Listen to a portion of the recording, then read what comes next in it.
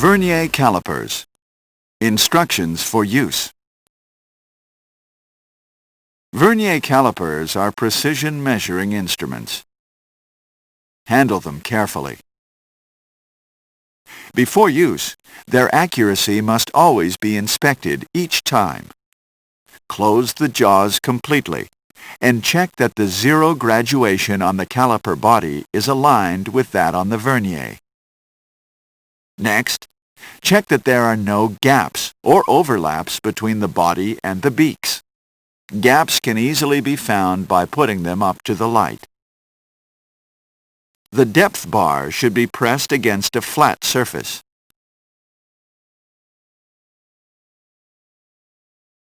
And once again, check that the zero graduation on the caliper body is aligned with that on the vernier. Let's try using it. For example, for a piston, accuracy of 1/100th of a millimeter is needed. So vernier calipers that can only measure up to 1/10 of a millimeter will not be enough. These can be used to measure things up to 1/10 of a millimeter. A clutch disc, for example.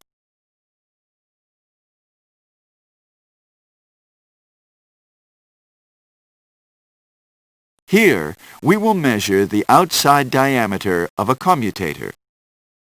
Close the jaws slowly and measure the outside diameter. The jaws must be pressed squarely relative to the surface being measured. This is a bad example because the lower surface of the jaw is tilted and there's a gap on one side. Unless the object being measured has narrow grooves, use the inner portion of the jaws for measurement.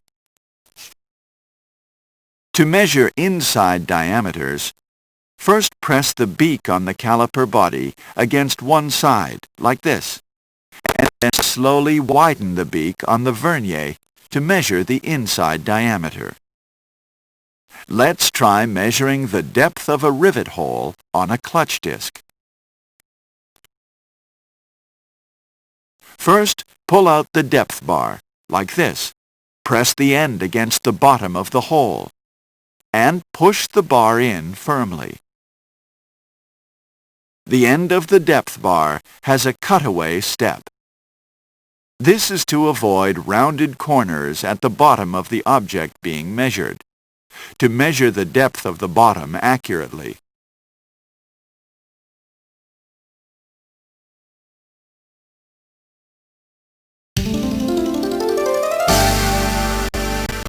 Vernier calipers.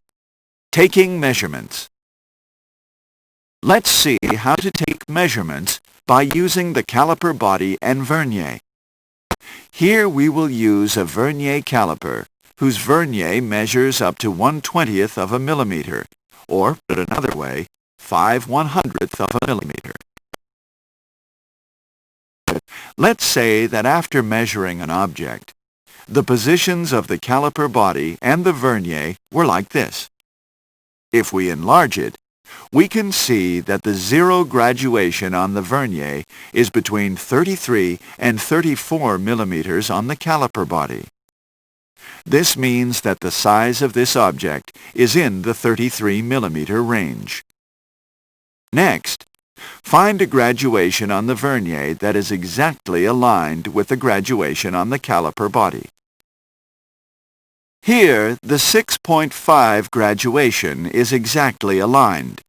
This means that the measurement is 33 millimeters plus 6.5 tenths, or 65/100th. Expressed normally, the measurement would be 33.65 millimeters.